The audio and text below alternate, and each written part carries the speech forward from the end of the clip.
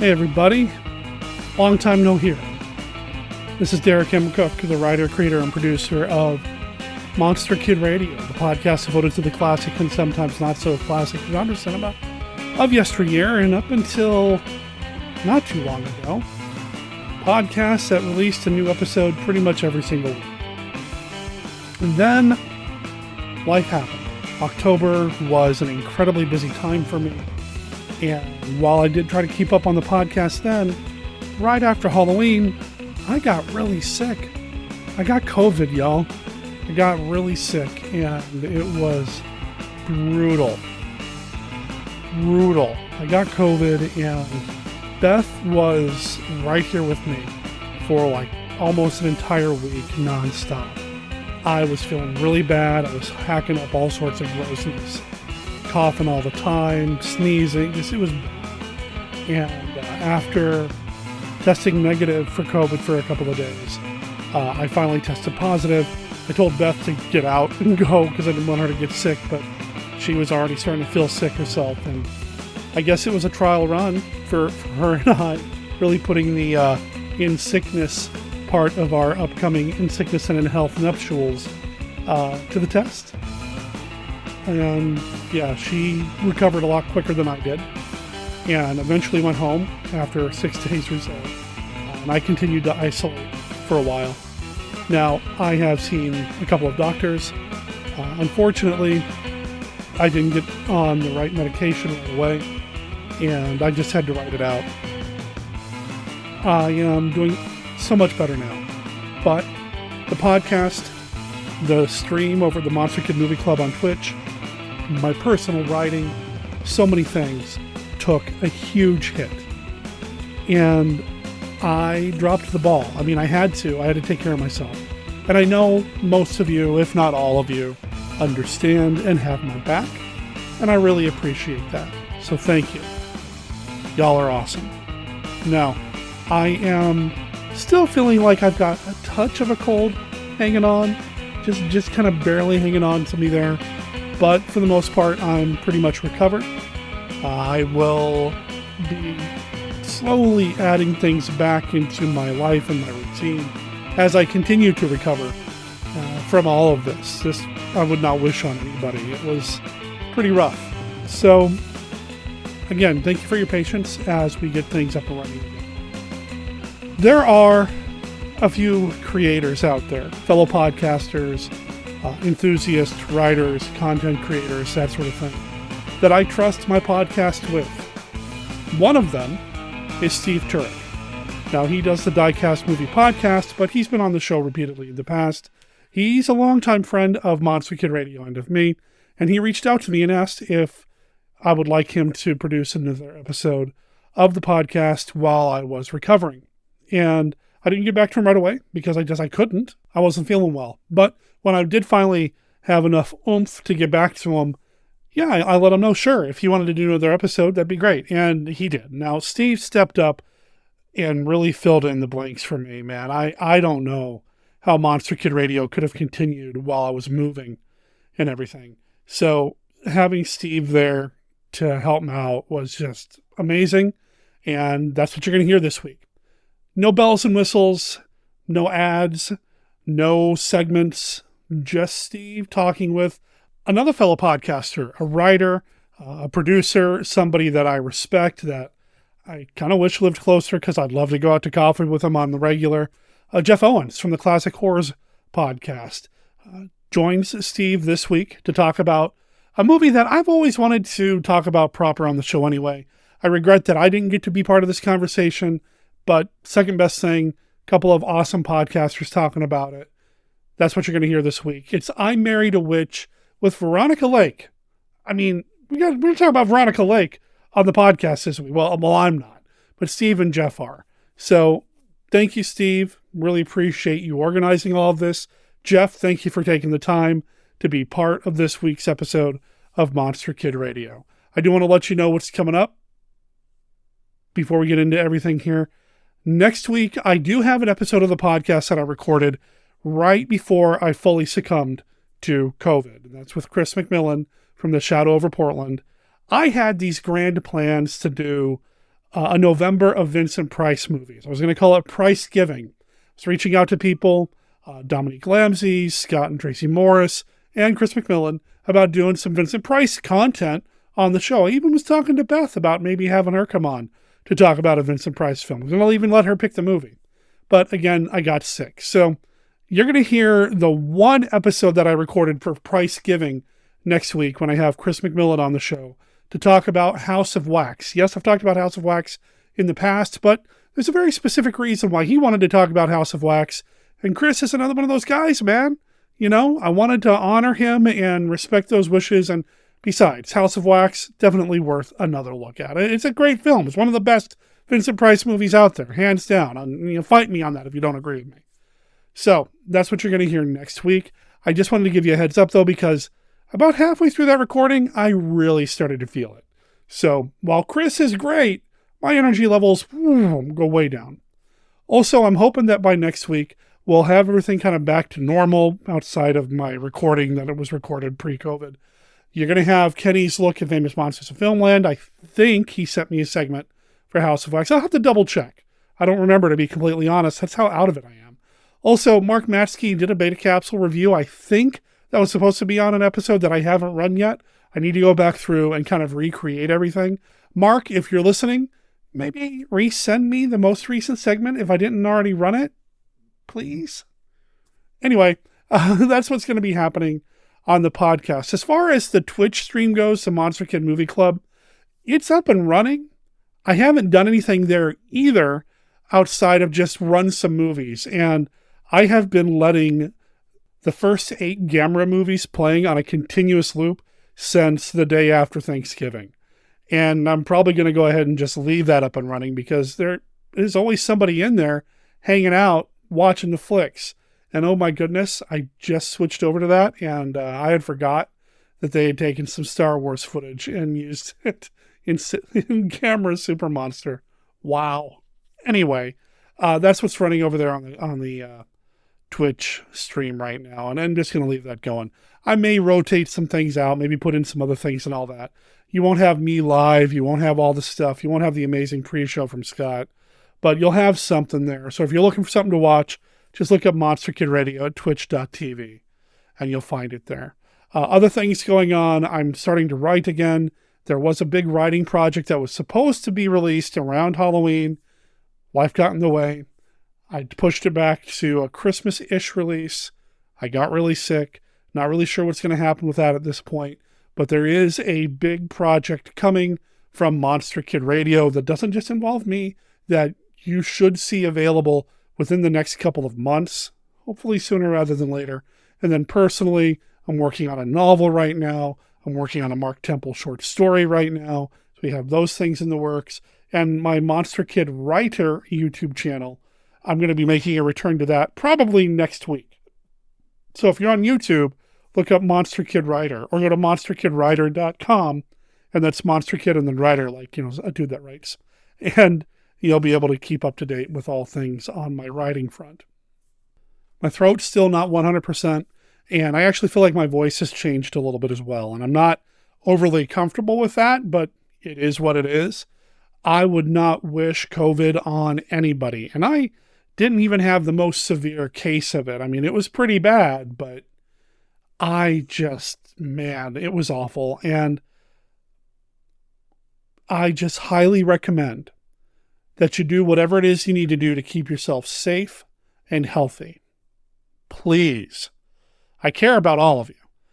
I am a compassionate guy and I care about most people, but you in particular, you're a monster kid. I'm one of you, man. I don't want to see any of us get sick or deal with what I dealt with. So do whatever you got to do to keep yourself safe and healthy. And fingers and tentacles crossed that we can all kind of move into the next year, putting most of this behind us. I hope. All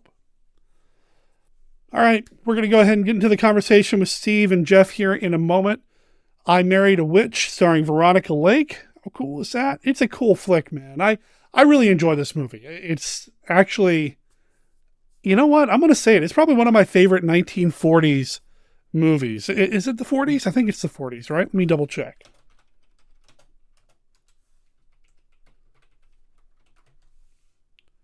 Yeah, 1942. That was exciting podcasting, huh? Let me double check something in Google Live, and I'm not even going to edit that out. You know, we're just going to keep it real. I've rambled for about 10 minutes. Enough of the jibber jabber.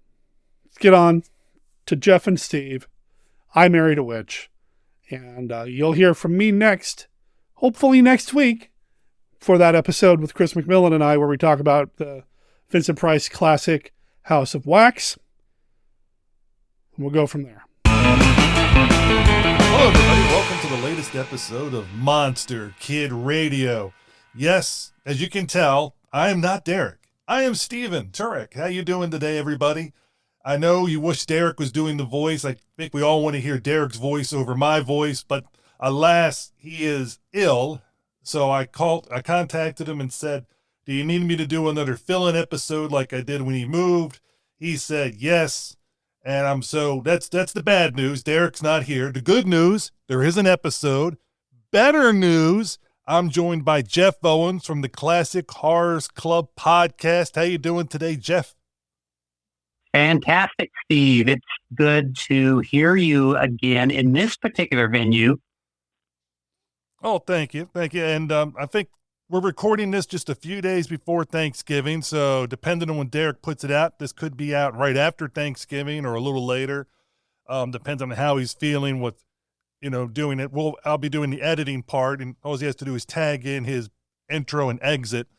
So we'll see if it gets out right around that time. But belated Thanksgiving to everybody. And one of the things I'm thankful for is, actually one of the several things I'm thankful for is family, friends, and everything that's been going on with getting a chance to talk to people about different stuff and just getting that sense of camaraderie you have with people you know and care about. So the friends and family is what I'm thankful for.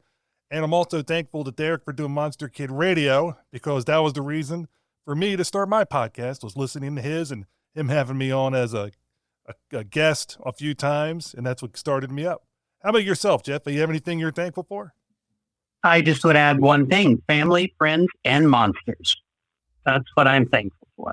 I do listen to the Classic Horrors Club podcast, and you had in November, you guys went back to nature, amok. That's right. We did a great double feature of Frogs from 1972 and Day of the Animals from 1977. Richard, on his blog, monstermoviekid.wordpress.com, is doing a whole month of nature run amok. So he's talking about or writing about other movies as well. One of my favorite, my sweet spot is definitely the 70s, and then that sub-genre of nature gone wild is really fantastic. And this is a sub-genre of eco-horror, because the reason the animals in both movies were going amok was because of something in the environment or people abusing them over the years. So it's just a terrific good time to see both of those movies. Oh, exactly. I'm looking forward to one day when you guys do Prophecy and Piranha and Grizzly. Oh, you got to do Grizzly. Oh, geez. Yeah. Well, who knows? We may get to some point where I was going to say running out of movies, but I don't know. Those are good choices. We'll put them on our list. We have a huge list. Now, before we get to the movie that you and I are going to be talking about, I Married a Witch from 1942, we're going to do something that's done on Derek's show most of the time, and that is the Classic Five. So you ready, Jeff, to do the Classic Five? I'm ready as I can be. How are you going to embarrass me today? Jeff, having you on the show is never an embarrassment. It elevates it, because otherwise I'd be by myself and Derek would be like, what in God's earth is this? If this wasn't a few days before Thanksgiving, I think you'd eaten too much turkey. It could be nature coming back at me. Okay, so question number one for you, Mr. Owens. What one black and white monster movie would you like to see colorized? What black and white monster movie would you like to see in color? The first thing that pops to mind is I Was a Teenage Frankenstein. And I'm just thinking of that face in black and white. It's got such texture. The colors in that would just be fabulous. Love to see that. That's an interesting choice. I mean, I think that's gone different than anybody that's ever answered that question before. It's probably. It make you wonder if they did the good colorization and and that kind of stuff, because I always wonder when they're filming black and white, people are wearing colors that'll augment the blacks and the grays, but they don't always be fashionable for somebody to wear in real life. Like when they're walking around, you look at them like, what in the God's earth are they wearing? So hopefully they'd match the colors that would make it look sensible. Yeah, I could have tried to butter up Derek and said creature, because if they got the green of that costume correct, that might be good to see in color. I'm sure that's the only thing you want to see in color in Creature from the Black Lagoon. Yeah. We know what Derek wants to see in color from Creature from the Black Lagoon. All right. But moving on. What is your favorite mummy movie? What is your favorite mummy movie? That's an easy one. It has to be Hammer's 1959, The Mummy. Why? I know it's mine too, so I have my reasons why, but what are yours? Okay. Well, it's just Christopher Lee's performance as the mummy. I think it's going to sound ridiculous, but underrated. I mean, he really does a good characterization of the mummy that's truly threatening and menacing. Peter Cushing, has got that energy. He's terrific. It's, I would say, the most entertaining. I mean, other mummy movies get either a little too long maybe or silly, and it's just a good movie that I think that anyone could watch and enjoy it, whether you're a monster kid or not. I agree with you. I'm not going to argue. Now, you guys... Do you have any other reasons? Oh, for me? Yeah. A lot of those I put on the Hammerama episode that Alistair and I did, but they pretty much carry on with the same thing you did. Peter Cushing and Christopher Lee's performance. I think Christopher Lee's mummy having more power and movement, and was also featured more in the movie, where a lot of people, the Boris Karloff one, I love that one too, but he's only the mummy in the wraps, so to speak, for a short period of time. Both of them are great movies. This is just a matter of like which one you consider your favorite. And, you and I both go with the Hammer one. And it's also in color, which could help our judgment there too. Yes, I was going to say the sets are beautiful, sumptuous. The soundtrack, the score, the music, it's just a terrific package all together. You see, that would be interesting if the Boris Karloff mummy was colorized. Then would that change your opinion? One of these things we'll never know. We'll never know. Yeah. Now, you and Rich recently had an episode a few months back where you did 2 Sinbad movies. So this question is probably apropos that pulled out of the deck. What is your favorite Ray Harryhausen creation? What is your favorite Ray Harryhausen creation? Gosh, since you put that episode in my mind, and we kind of did our ranking of those movies that we watched, I'm going to just do the same one, and it's not going to be what everybody thinks. It is the wooden mast on the ship that comes to life. If you really study that, it's like, it's just amazing. It creaks like wood would really creak, and it moves like you imagine it really would. I know that's not one of the fantastical creatures like the Cyclops or something. And I'd probably have to think about it harder, but I'm just going to go with what's easy and say that wooden masked woman, whatever you call that. Yeah, for me, my answer is usually Talos. But today, if you'd asked me that question, I would say Medusa, just because I'm in a Clash of the Titans mood. Now, this question is kind of interesting because one of them just had a movie come out that you and I talked about, and it's also having a TV show come out from one of the other properties. So, the Monsters or the Addams Family? Oh, gosh. I'd say the Monsters. I saw it more growing up. I am probably... I think, well, I don't know. All the characters are so iconic. I was going to say I'm probably more familiar with the characters. It's just more comfortable a show because I have seen more of it. I think, though, if I really dug into it, probably the sensibilities of the Addams Family would be more my style. But as of today, I say Monsters. And today's what we're asking the question. We're not asking about it tomorrow or next week. It's today. And I picked this question out because one of the actors in the movie that we're going to be talking about played these two characters, these two roles. Who else could have played Dr. Jekyll and Mr. Hyde? Oh, gosh. That is a toughie. Well, I know he's the answer in a lot of questions like this, but what about Vincent Price? What about him? It's your choice.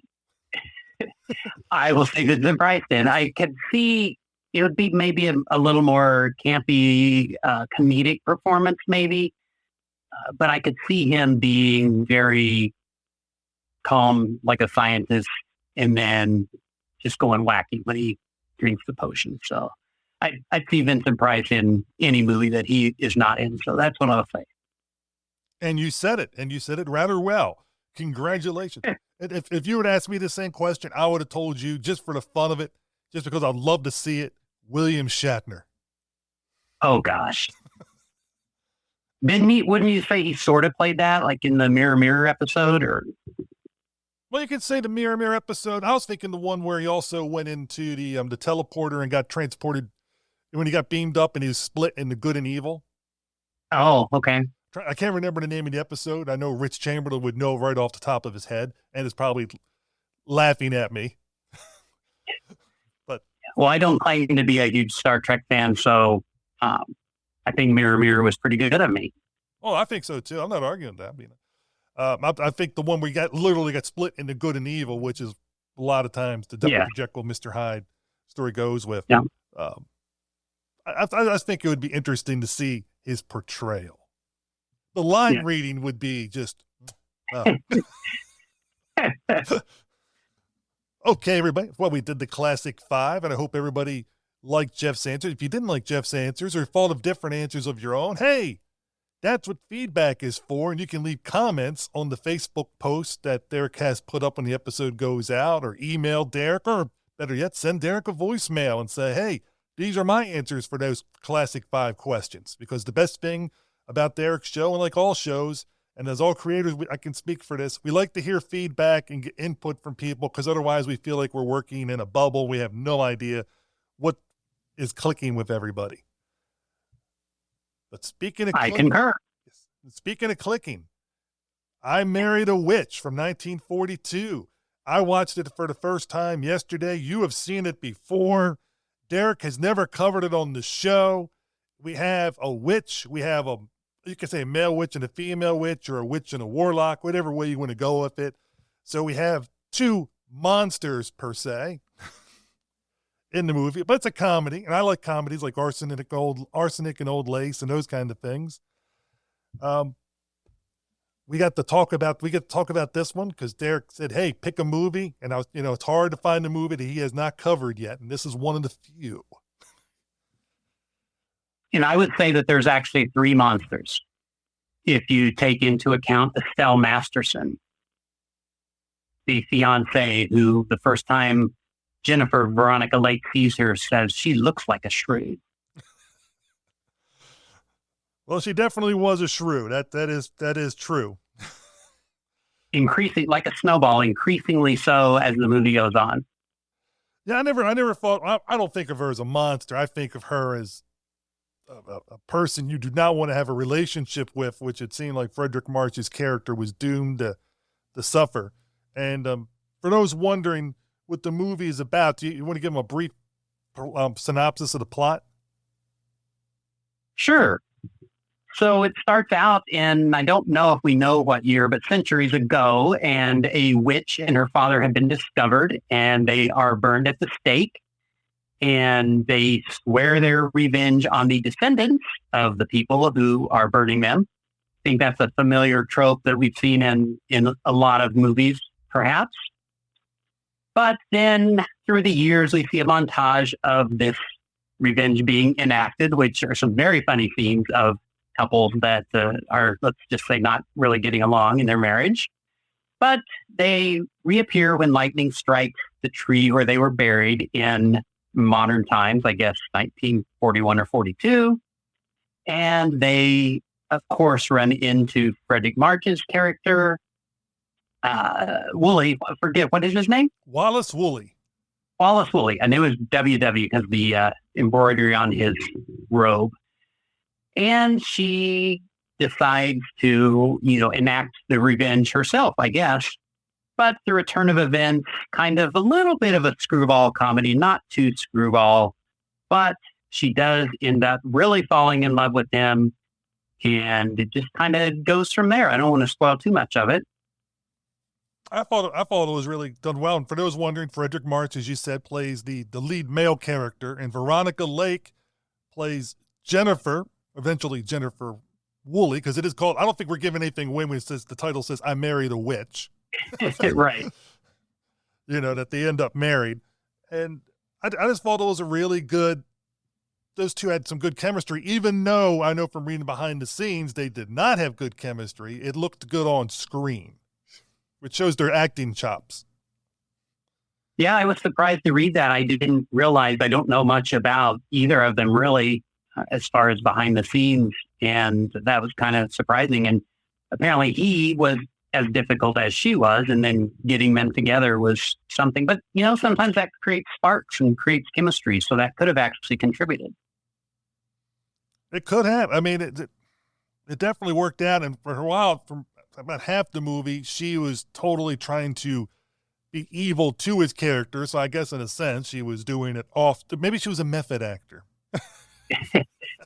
Right. You never know. It's always worth to think about. It could have been.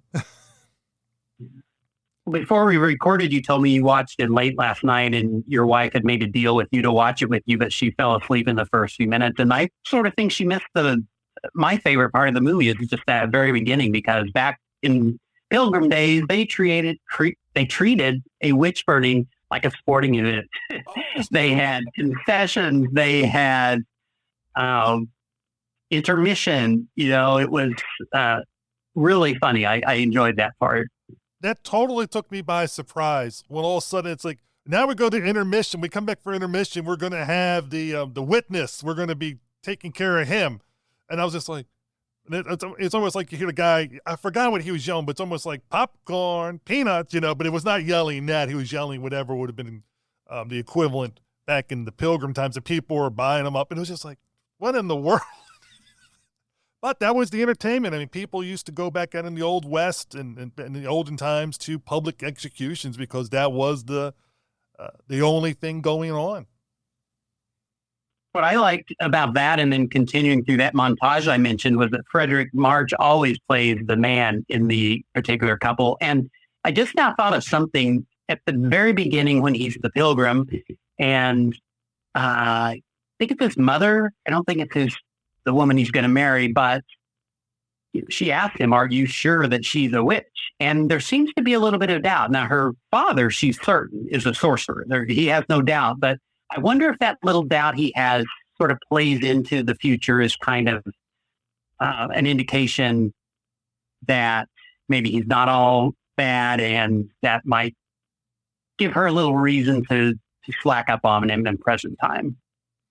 Yeah, I also thought in the beginning, when the way he was saying it to her, you hear so many times about people being accused of being a witch because they turned down the advances of certain people in the community. And it was like, oh, she ordered or commanded me. Her voice told me to do these things in the barn. And I'm thinking, okay, which way is this going? I was just thinking, are they taking it into a direction where I would be totally shocked for a 1942 movie? Or, it really made me wonder where they were going.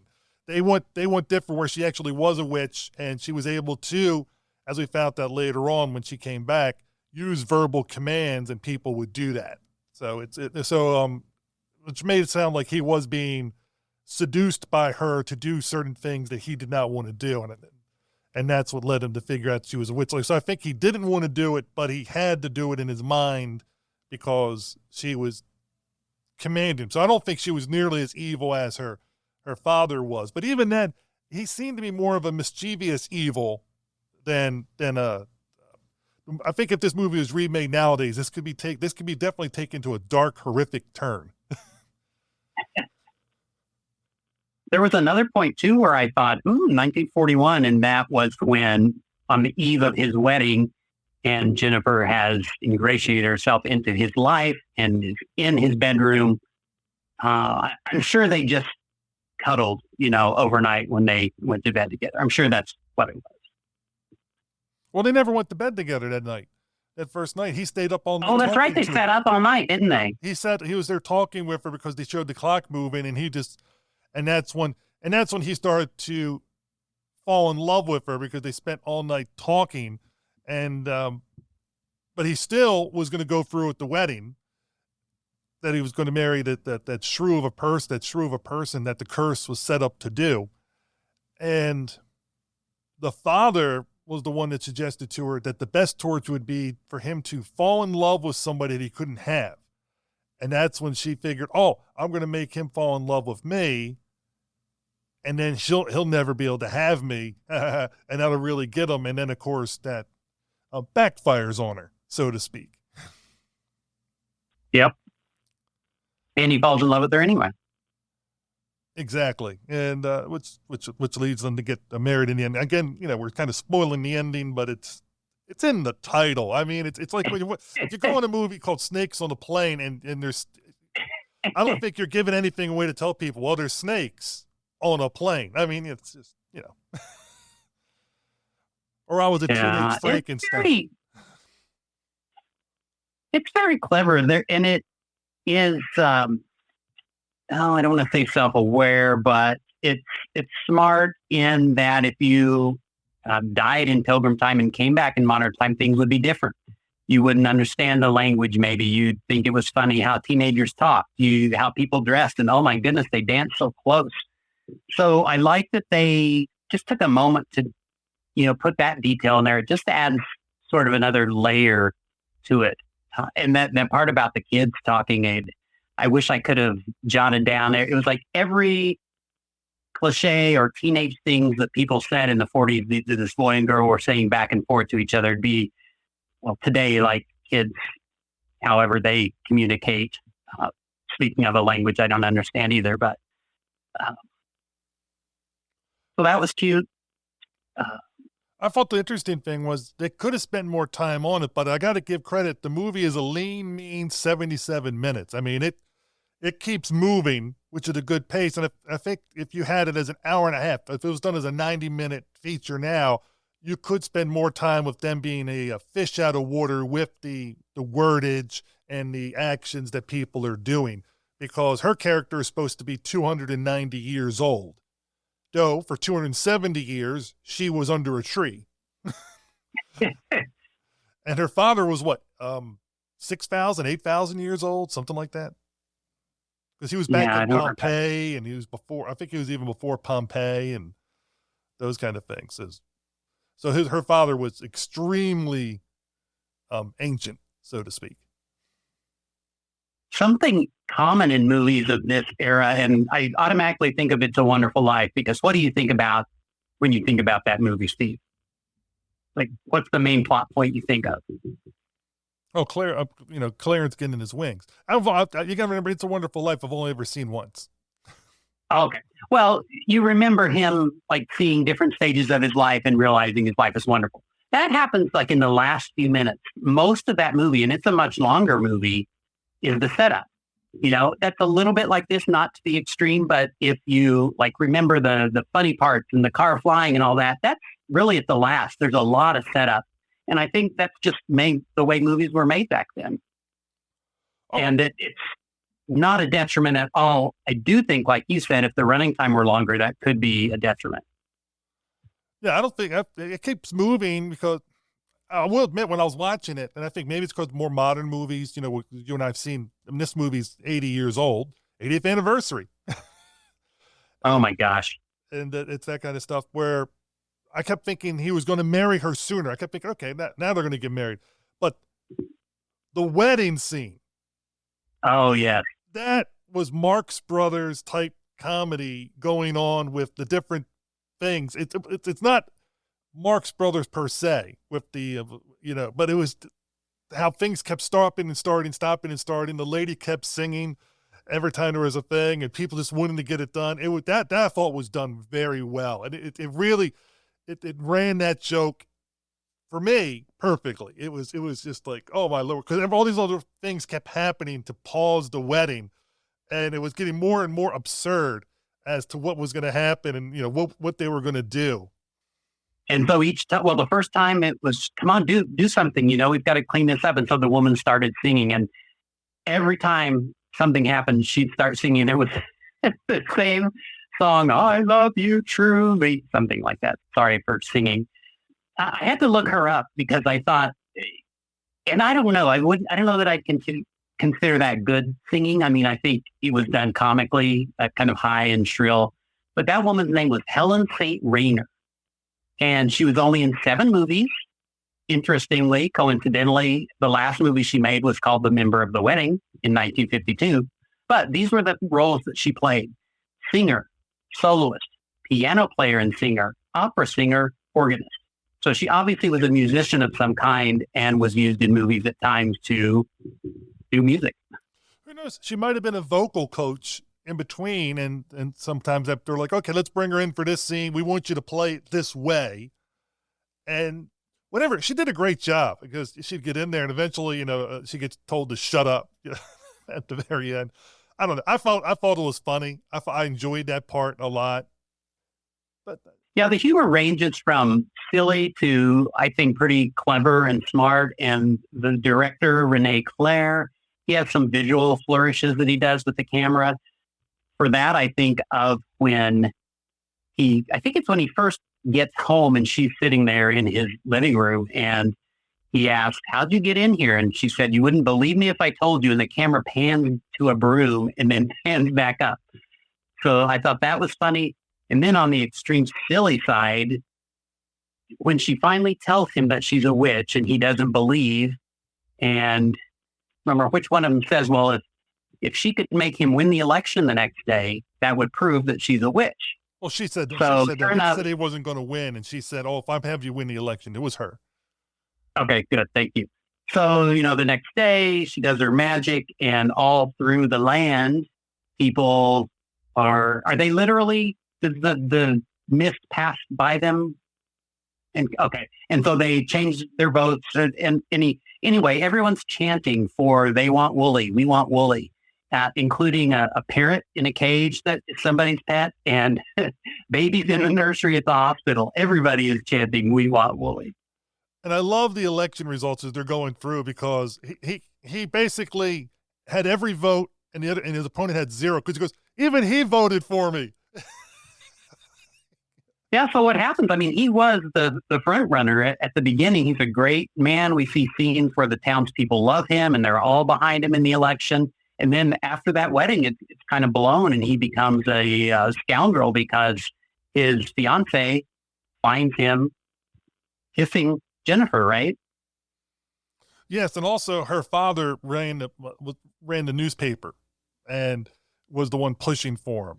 So, of course, newspaper. Oh, I didn't catch that. Yes, so he was the guy that ran the newspaper. He was a big, powerful man in doing that. And that was the reason he was the front runner, and that's when he was endorsing the other person. He's like, you're going to lose because I'm going to endorse that one, and we're going to run this stuff and just totally end it for you. So it goes back to, you can almost make a comparison to modern day. That's how much the news media really can portray people as good or negative, and how people will just follow along in a lot of cases with the media at that time, and how much power that they actually have with influencing elections. And I think that's something that's held true before then and still holds true today. It's interesting. Yes, imagine if they'd had social media. Well, it was the social media of its time, in a sense. But yeah, I can say, in the form of a myth that it comes from witches. Yeah, I thought it was smoke, but yeah, because they were smoke beings. But I mean, it's hard to tell. That was an interesting effect for 1942, where when they both, her and her father came back, and they were smoke. so to speak. And they're like showing the thing. So, they're just shooting smoke out of the tubes and all that stuff. So, how it's working, but I thought it was interesting how they pulled that off, which of course led to a big plot turn at the end of the movie. Yes, I thought that was a very good effect. I mean, I didn't see any tube or anything. And then the fact that the father, they would sometimes hide inside a bottle. And the father, of course, was a drunk and would get in a liquor bottle and have a drink or 10 while he was in there.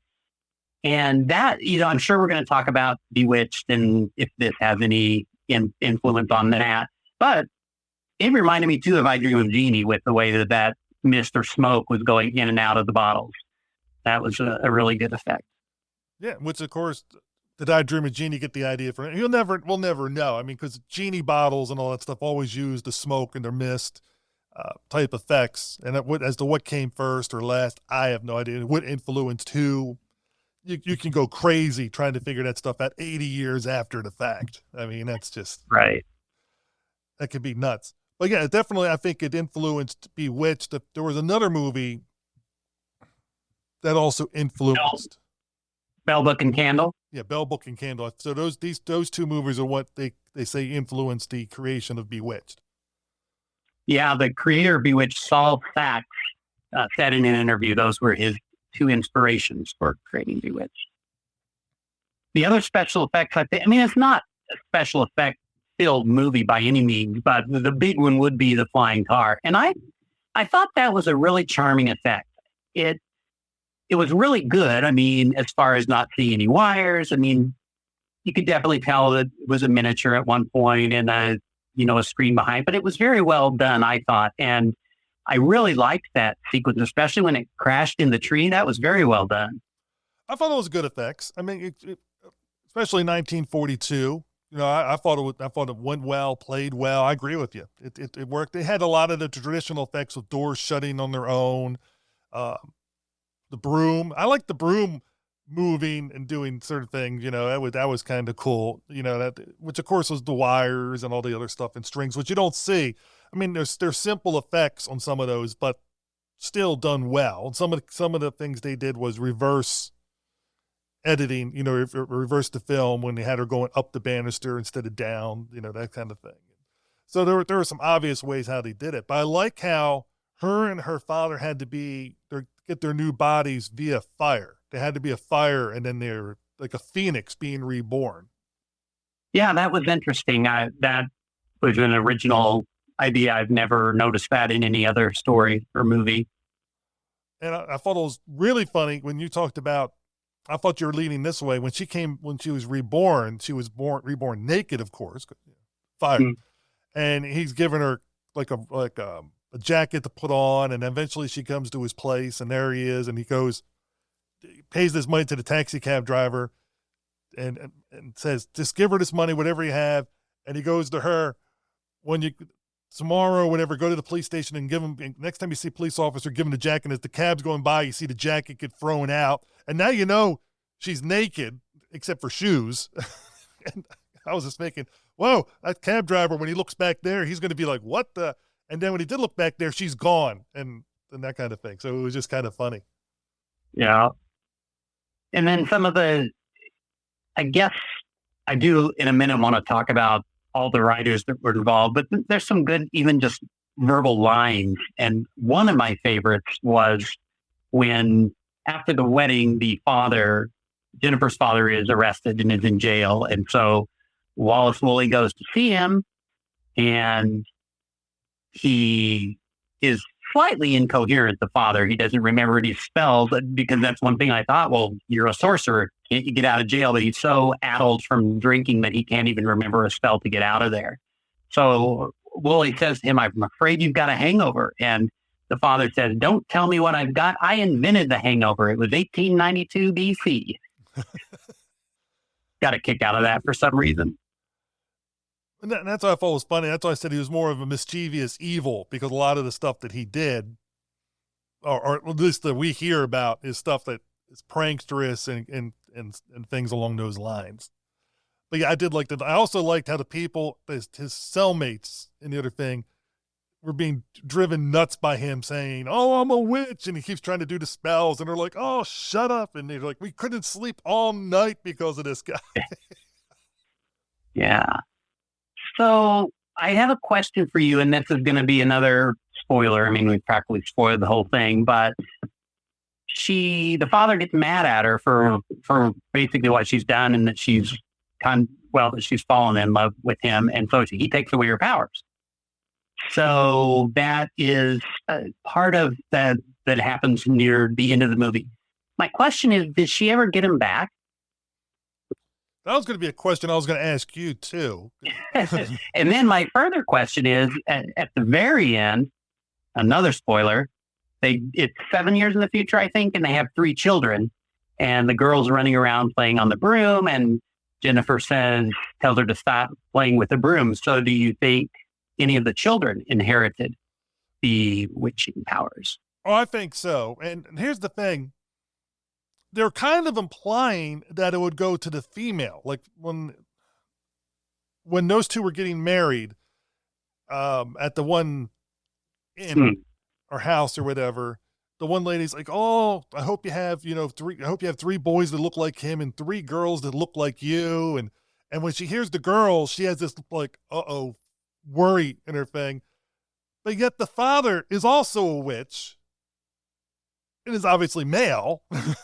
So I'm thinking, why would it only go to the female? Unless it's something with whoever is the magically powered one that goes to that side.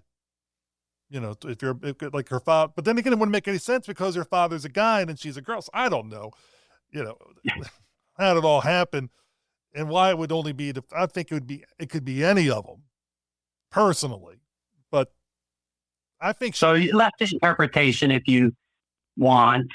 There could have been a sequel, just like Bewitched many years later had the sequel Tabitha, or the spin-off series Tabitha, about their little girl being grown up and being a witch. Oh yeah, and maybe Samantha Montgomery was their daughter. Maybe she was that little girl. Well, that's true. But to go back to your point though, before. Did she get her powers back? Well, she gets turned back. She gets pulled out of the body that she was in and it was back to being smoke, and then goes back into the body at the end. Now, we don't see her use any powers, but then again, she also made this promise to try not to use any powers from that point. And there's not much left in the movie at this point. I mean, we're talking just scant minutes left to go. I think she still has her powers. Because she's still, and that's how she can pass them on to other people. It would be interesting because there is a book that followed along, like it was a sequel to this one. And I'm trying to find the name of the book again. That was a story different than this? It was a sequel written by Madsen. And well, while you're looking, I'll talk about the story that this was based on. It started out as a story, The Passionate Witch, by Thorne Smith. Thorne Smith is the man who created Topper and there were several Topper movies. So he knew a thing or two about the supernatural. I actually looked, this is available like for your Kindle or from Apple Books. And I read the synopsis of it and it sounded, word for word like the movie, except near the end, it seems like it takes a really different turn and gets a little bit even scary maybe. So I know it's not a faithful adaptation, but definitely the source material is there. Bats in the Belfry. It was, now that one was totally written by Madsen, who finished the book, as you said, for Smith. So it was totally done by him, but it'd be interesting to read Bats in the Belfry to see, it might answer any of those questions. Of course, like I said, how faithful was the book to the movie? I mean, the movie to the book. It's hard to say, but it'd be interesting to read both of them and then see, one, how close the movie and the book go together, and then, what would the sequel, what could have happened in the future? Had I had more time to prepare, I would have liked to read The Passionate Witch so I could talk a little bit more about it, but hey, that's all right. Well, yeah, The screenplay, there were a lot of cooks in the kitchen, and I just now put this two and two together. You said that the wedding sort of reminded you of a Marx Brothers type thing. One of the writers, Robert Pirosh, wrote A Night at the Opera and A Day of the Races. So that may be where that came from. And when I see a lot of names like this, and I don't really understand what each one does. I mean, we have the original story of the book. We have the screenplay that two people co-wrote. We have story completion by Norman Matson. We have two people that wrote the dialogue, or some dialogue at least, one of them being the director. And then we had a contributing writer, Dalton Trumbo.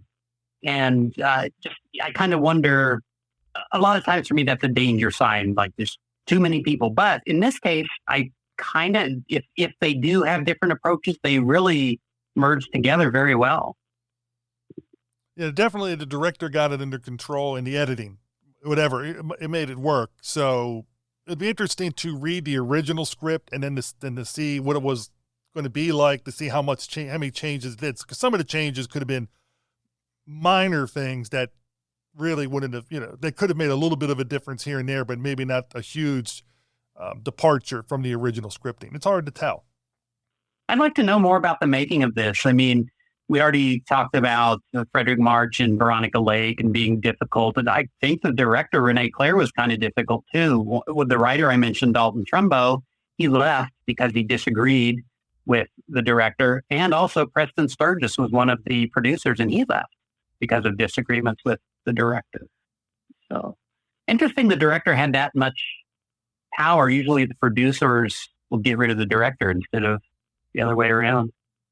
It is true. And for those wondering why Jeff keeps saying we wish he had more time, as always, when we're filling for Derek, we didn't have a lot of notice. So it was kind of like Jeff, I contacted him the day before we're recording this. And it's like, oh, you want to do this movie? So we literally had like less than a day to prepare to go for it and head into the movie that we're discussing. So it's, there's only so much you can do in one thing, but it does make it where it's worth looking into. And for those that, if Derek wants to do the episode down the road with somebody that's more authoritative on it, feel free, because we're leaving a lot of openings there. But one thing I do want to mention, I think most listeners know, Frederick March, of course, played Dr. Jekyll and Mr. Hyde in 1931. But in case those that didn't know, that's why the tie into that question we did in the Classic Five, just to fill that. For those that did not know, that's why we brought that. That's why I didn't shuffle them like Derek normally did. I actually picked the 5 questions out because I was looking for things that could kind of tie in with what Jeff's done in the past and what would kind of went in with the movie. And I'll spring off from that because it's funny. And on our podcast, Rich and I always like to see what other genre movies were the actors in. And of course, first of all, this isn't really a horror movie, so you don't see a lot of horror cred with any of this cast. I mean, basically, overall, I would say it's a comedy. So you see these people that have been in comedies, but Frederick March, besides Dr. Jekyll and Mr. Hyde, was in a terrific movie, Death Takes a Holiday, from 1934. Not really horror, but definitely, he's death. So there's a little bit something there. And then just a totally non-genre movie. It's a thriller, but it's so good. I just want to recommend it if no one has ever seen Desperate Hours with Humphrey Bogart. That's a really terrific movie from 1955. And Frederick March is in that. And Frederick March is in one of my favorite films of all time, Inherit the Wind. Yep. And Veronica Lake, I don't really know much about her. She has an interesting story, and this was early in her career. It seems like she was like a superstar, but she burned out pretty quick. And this was right in the area of when she was the superstar. And she, like a lot of actors, kind of I guess 1946 really was what they think was her last best movie, called The Blue Dahlia. Then she went to TV. Didn't really make any more movies between 1954 and 1965, but she was an appearance in 1966, Footsteps in the Snow. And then the whole reason I'm doing all this is here's some horror cred. Her last movie was Flesh Feast in 1970. And then unfortunately she died really early, 50, in 1973. But I read, Steve, I think I'm going to piggyback on this and watch Flesh Feast. It's available on YouTube. And then whenever this gets posted, I'm going to write about Flesh Feast, and we'll have Synchronicity. I know I'm going to watch Flesh Feast also, because it has. I've read the synopsis of it somehow. Yes. I got to see this movie just because I'm like, Yes, exactly. how they pulled off this premise and how it worked. Yeah, thankfully she died very young, but that was due, and that was due to what also kind of stalled her acting career, heavy drinking, and she ended up dying of that took its toll on the body, and she ended up passing away, like you said, at the age of 50. Just when she was getting everything, like in the last year or so or two prior to that, she was starting to have a rebirth with a book tour that she was doing and everything else. So she seemed to be on the upswing on some things, and sadly, it was well, not meant to be. But I guess you could say she went out on a high note, for career wise.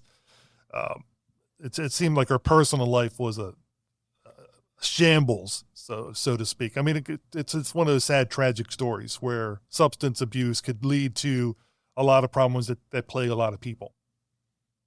The first time I watched it, I was taking notes because I was going to write about it. And when you're doing that, you're looking down a lot at your iPad or whatever you're taking notes on. So I didn't really notice like anything special about Veronica Lake. This time I could pay a lot more attention to it. And she is just delightful. She is a beautiful young woman. She's so, I can't think of the word I was trying to think, not childish, but churlish maybe. She's just got a little ornery sparkle in her eye, and she's so, I can't think of the words, but you know what I mean? It's very unique, and she's very appealing. Oh yeah, I could see why she was a pinup for so many U.S. Armed Force members during the war and so on. You can see why she had a big career from her late teenage years. And I think she was like about 19 or 20 years old, probably like 20 years old when she was filming this or doing this movie, which significantly younger than Frederick March. But then again, her character is significantly older because the character's 270 years old. And so you could look at it either way. I mean, she's like half his age during, when they're filming this. And speaking of him, the one last note I had was I could see Jack Benny playing his role. Sometimes his reactions and his just demeanor, like maybe standing still and just turning his head and looking or something, reminded me a lot of Jack Benny. And one thing I wanted to bring up, the father, Cecil Calloway, as Daniel, is one of those guys I just love. You just see him and it's just like, oh my Lord, he brings that comic relief. He's been in a ton of movies and so on. I don't know. What did you think of the father, Cecil Calloway, in his portrayal? Oh, I thought he was terrific. Terrific. And I, totally neglected him. I know he does have horror cred, and I couldn't tell you what they are now, but his name comes up a lot in movies of this time. Yeah, I remember him from like The Shaggy Dog, and all these kind of things. He's always in there, either in a small part or a bigger part, like in this one. I don't know. What can you say about? Oh, he was in the. Oh, good. Well, he was in The Mummy's Hand. And The Invisible Man Returns. Yeah. Both in 1940, but they're like separate. He did so many movies in 1940. A lot of movies in 1940. But yeah, so he had a couple of them in there, and like obviously, I think smaller roles. I'm not an expert on those two movies. They didn't even come to mind that he was in them. I just seen him in so many different things. Mm-hmm. Postman Always Rings Twice, and that kind of. I'm thinking of more of his comedies and drama roles. I think of him more in there, and probably in the drama movies, he probably brings in the comic relief element. Like, okay, we got this serious moment, and you have that character there, but he does a good job. He plays the role well. I mean, he has that mischievous glint in his eye. You can just see the glow or the gleam in his eye. It's just perfect how he plays it. And I also love it how when he goes into where the wedding service is going to be and he starts to storm, the way he has his hair. Yes. It gives that devilish look to it. It's perfect. I mean, he has that gleam in his face and how he tries to set up Wallace Woolley. It's just like, I thought you would do that. And it's like, man, this guy's evil. He's pulling it off. And I made fun of her earlier, but Susan Hayward played Estelle, fiance of Wallace Woolley, who he does not get married to. that name is so familiar, and I think of her, and I think of a famous Hollywood star. I don't really recognize many of her credits, though. Are you familiar with Susan Hayward?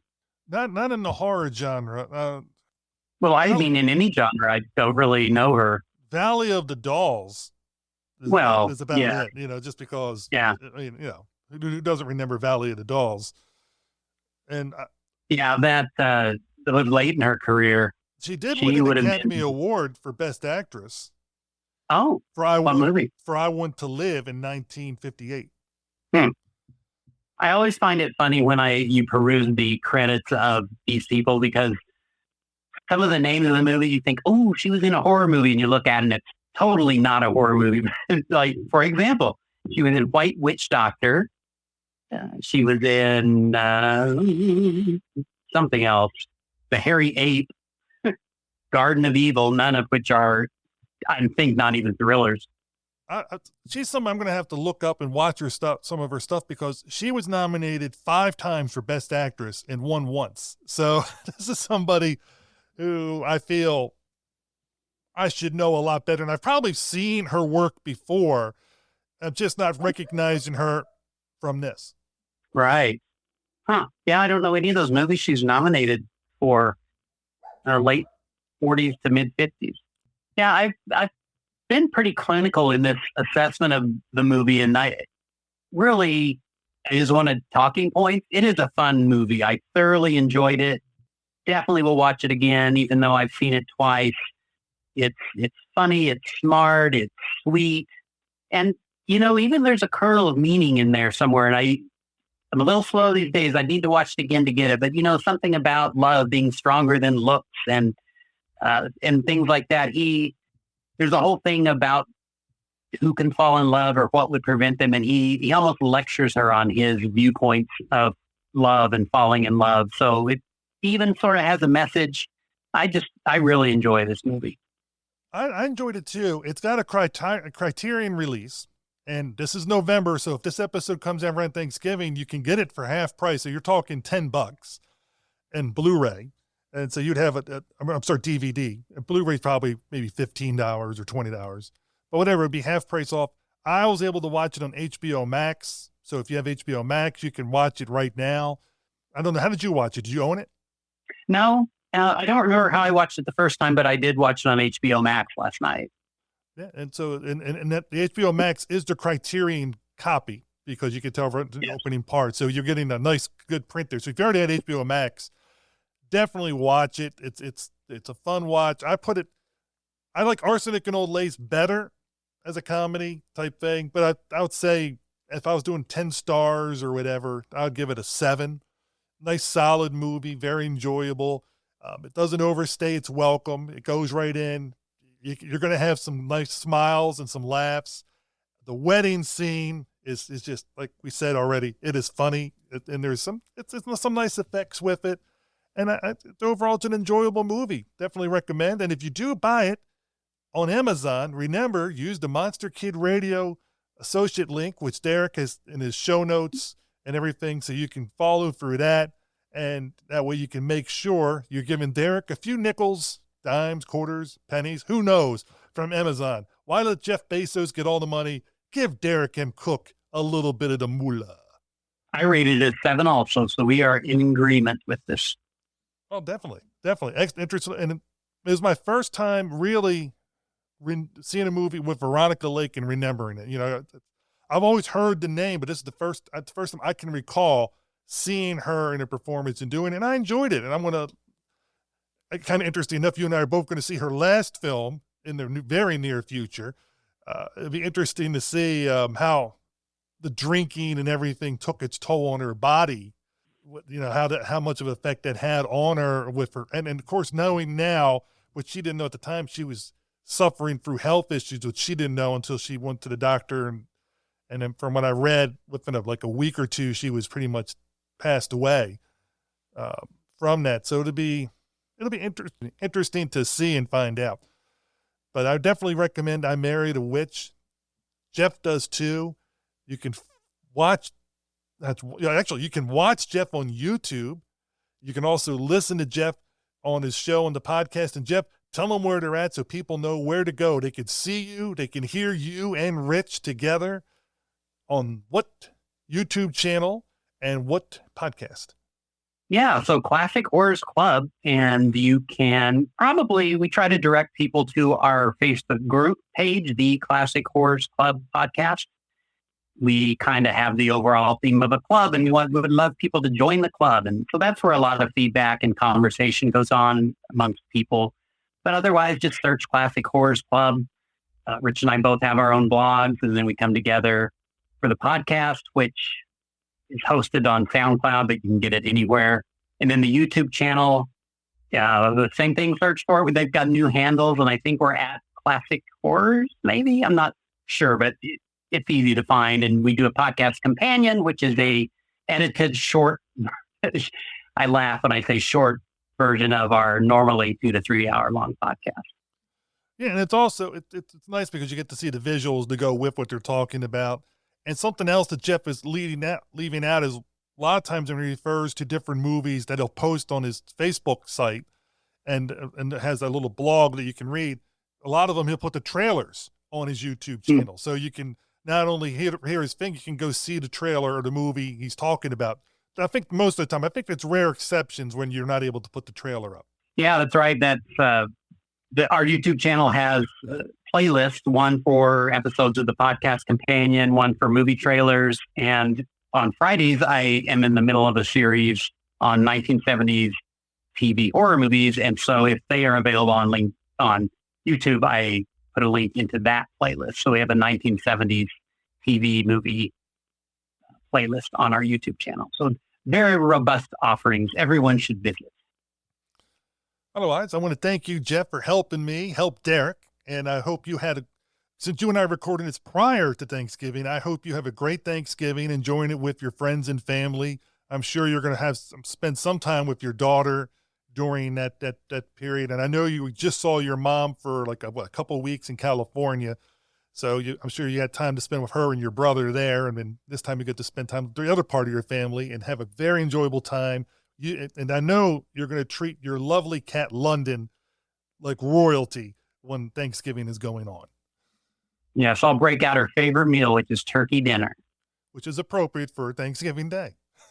Yes, exactly. Well, thank you for asking me. I didn't mean at all to bring up, short notice. That is totally fine. I'm not complaining. I just really appreciate you asking me and hope that we provided a good substitute for Derek. Now, I don't think we can ever substitute him, but at least we're giving you a little bit of a fix to hold you over until Derek is fully healthy and able to get back in the saddle again. Once more, like I said, Derek, thanks for letting us help do the fill-in episode. As always, when you light the fire, I see it and I will answer the call.